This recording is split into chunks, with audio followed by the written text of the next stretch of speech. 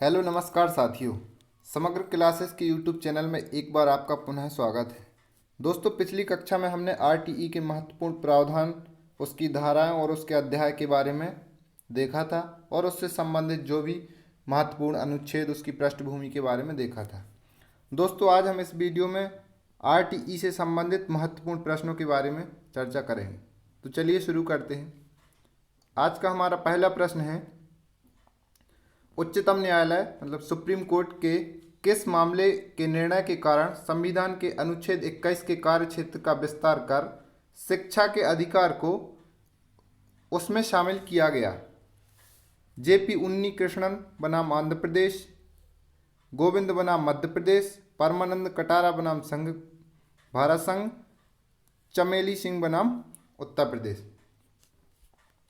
तो जब हमने संविधान की आरटीई की पृष्ठभूमि के बारे में देखा था, तब हमने देखा था कि 1993 में जेपी उन्नी कृष्णन ने आंध्र प्रदेश सरकार के खिलाफ सुप्रीम कोर्ट में केस किया था, जिसका निर्णय आया था कि शिक्षा का अधिकार एक मौलिक अधिकार है और वह अनुच्छेद 21 के अंतर्गत सन्निहित है।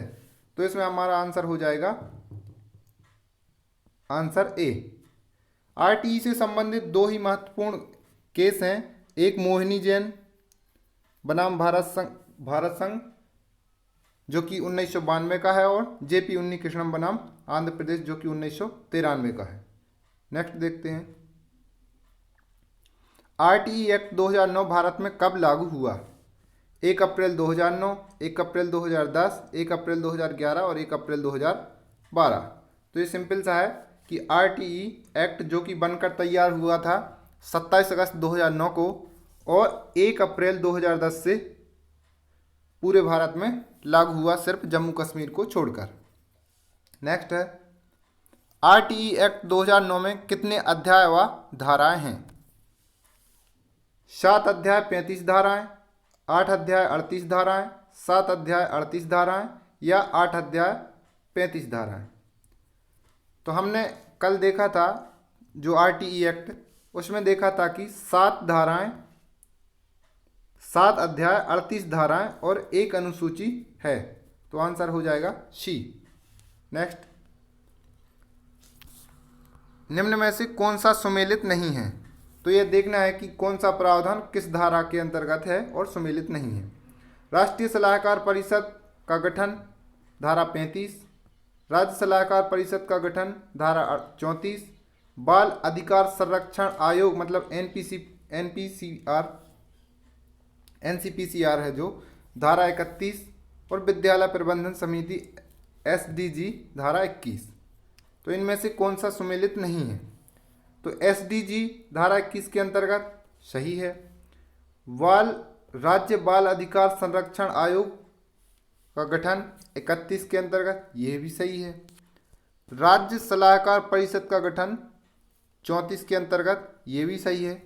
तो ये जो है हमारा 34 राष्ट्रीय सलाहकार परिषद, ये 33 के अंतर्गत है जो कि गलत है। तो आंसर हो जाएगा ए। नेक्स्ट है, आरटीई अधिनियम 2009 में अध्यापकों से संबंधित प्रावधान नहीं है। कौन सा प्रावधान है जो शिक्षकों से संबंधित नहीं है? इसमें से छांटना है। पहला है, अध्यापक पात्रता परीक्षा टीईटी उत्तीर्ण करना अनिवार्य होगा। यह प्रावधान तो दिया गया है धारा 23 के अंतर्गत।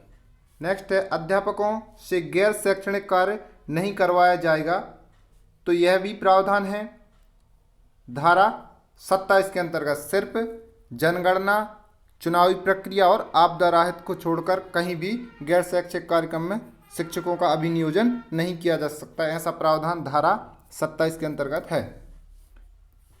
अगला है, अध्यापक निजी शिक्षण का कार्य नहीं करेंगे, अर्थात प्राइवेट ट्यूशन पर जो निषेध है यह धारा 28 के अंतर्गत किया गया है। तो ये भी सही हो गया। कक्ष में मोबाइल उपयोग पर प्रतिबंध रहेगा। तो ऐसा कहीं भी प्रावधान नहीं है। तो आंसर हमारा हो जाएगा डी। नेक्स्ट है, आरटीई एक्ट 2009 के बारे में कौन सा कथन असत्य है? तो गलत कथन छांटना है, असत्य। यह अधिनियम लागू होते समय जम्मू कश्मीर राज्य में लागू नहीं हुआ था। हमने अभी पहले चर्चा की थी, ये तो सही है।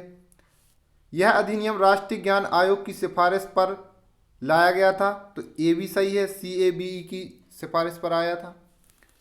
तीसरा है, इस अधिनियम में छात्रों के अधिकारों के साथ साथ शिक्षकों, सरकार, अभिभावकों के उत्तरदायित्व भी निर्धारित है, तो ये भी देखा था हमने, अलग अलग धाराओं में अलग अलग प्रावधान किए गए हैं। यह अधिनियम 6 से 18 वर्ष तक के बच्चों के लिए निःशुल्क शिक्षा का प्रावधान करता है, तो यह 6 से 14 वर्ष के लिए दिया गया है, और स्पेशल दिव्यांगजनों के लिए 6 से 18 वर्ष है। तो यहाँ पर सिर्फ बिना किसी शर्त के बात की गई है, तो ये हमारा गलत कथन हो जाएगा, तो आंसर होगा डी। नेक्स्ट है, भारतीय संविधान का अनुच्छेद 21A संबंधित है। आर्टिकल 21A किससे संबंधित है? महिला बाल विकास से संबंधित, बाल अधिकार संरक्षण आयोग के गठन से संबंधित, निःशुल्क अनिवार्य बाल शिक्षा अधिकार से संबंधित, या बाल श्रम के निषेध से संबंधित।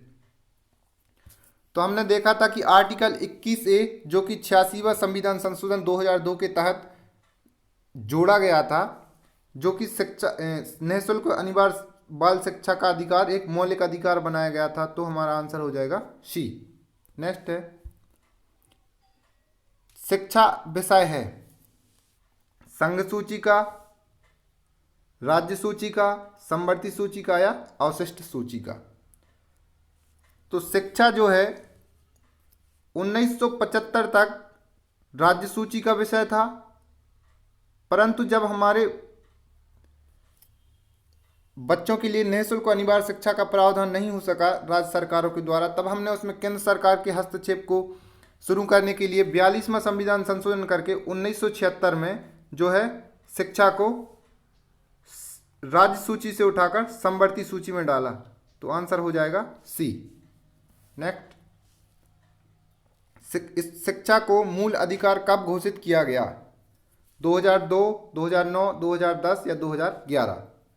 तो 86वां संविधान संशोधन 2002 के तहत शिक्षा को आर्टिकल 21A के अंतर्गत मौलिक अधिकार घोषित किया गया था।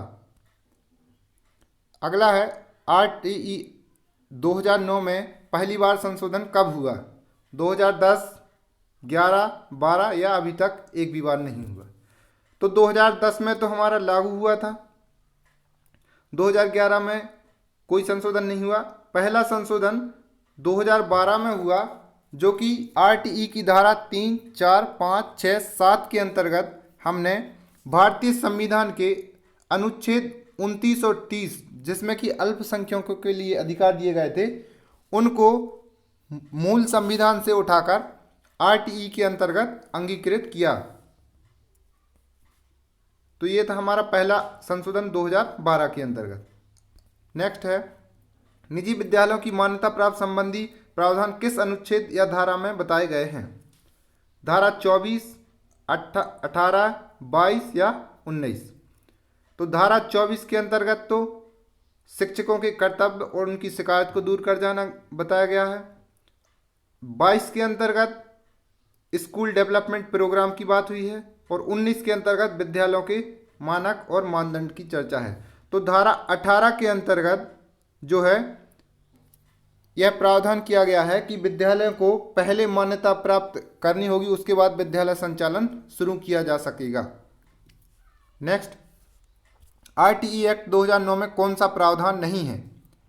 6 से 14 वर्ष की शिक्षा, अध्यापक शिक्षा विद्यार्थी अनुपात,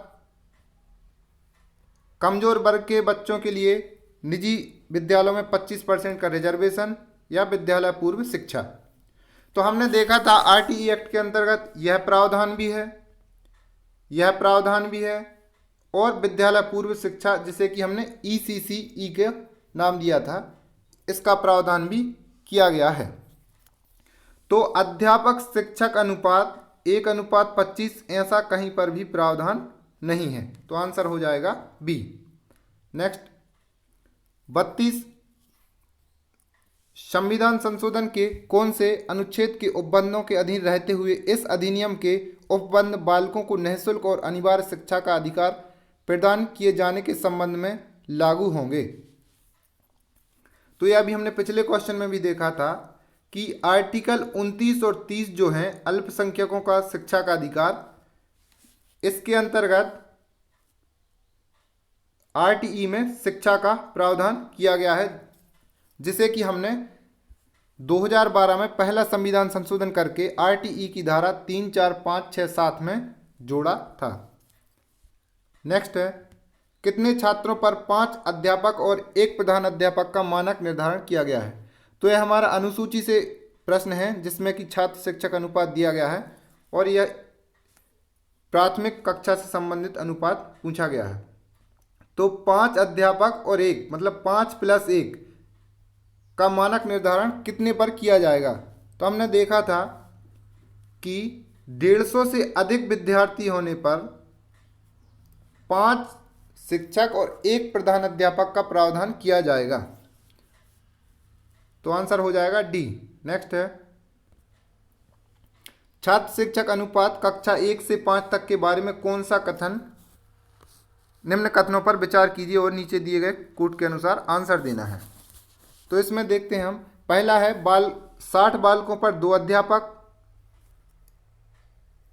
तो ये तो सही है, हमने देखा था अनुसूची के अंतर्गत। 61 से 90 तक 3 अध्यापक, यह भी था। 91 से 120 तक 4 अध्यापक, यह भी सही है। 121 से 200 के मध्य छात्रों पर 6 अध्यापक, ये नहीं है। और 200 से अधिक होने पर प्रधान अध्यापक को छोड़कर 1:40 से अधिक नहीं होगा, तो यह भी प्रावधान है। तो अब देख लेते हैं इनमें से कौन सा कोड सही है। ए, बी, सी और ई। तो आंसर हो जाएगा हमारा पहला, ए, बी, सी और ई। नेक्स्ट है, शिक्षा का अधिकार अधिनियम 2009 का सही और पूरा नाम क्या है। तो आरटीई की फुल फॉर्म पूछी गई है। निःशुल्क और अनिवार्य शिक्षा का अधिकार अधिनियम, निःशुल्क और अनिवार्य शिक्षा का अधिकार अधिनियम 2010, निःशुल्क और अनिवार्य बाल शिक्षा का अधिकार 2010, निःशुल्क और अनिवार्य बाल शिक्षा का अधिकार 2009। तो हमने देखा था कि आरटीई की धारा 1 के अंतर्गत यह दिया गया है कि RTE right of children to free and compulsory education act 2009। तो इसमें तो 2010 है, तो गलत हो गया दोनों। अब यह भी 2009 है, परंतु इसमें बाल शिक्षा नहीं दिया गया, तो आंसर हो जाएगा हमारा डी। नेक्स्ट है, शिक्षा का अधिकार अधिनियम 2009 में शिक्षकों हेतु प्रति सप्ताह कार्य घंटों की संख्या न्यूनतम 45 घंटे, अधिकतम 45 घंटे, न्यूनतम 45 शिक्षण घंटे जिसके अंतर्गत तैयारी भी शामिल है, अधिकतम 45 शिक्षण घंटे जिसके अंतर्गत तैयारी घंटे भी शामिल हैं। तो हमने देखा था अनुसूची के अंतर्गत कि एक सप्ताह में न्यूनतम 45 शिक्षण घंटे हैं जिसके अंतर्गत तैयारी के घंटे भी शामिल हैं, तो आंसर हो जाएगा सी। तो ये थे हमारे आज के कुछ महत्वपूर्ण प्रश्न जो कि आरटीई से संबंधित थे।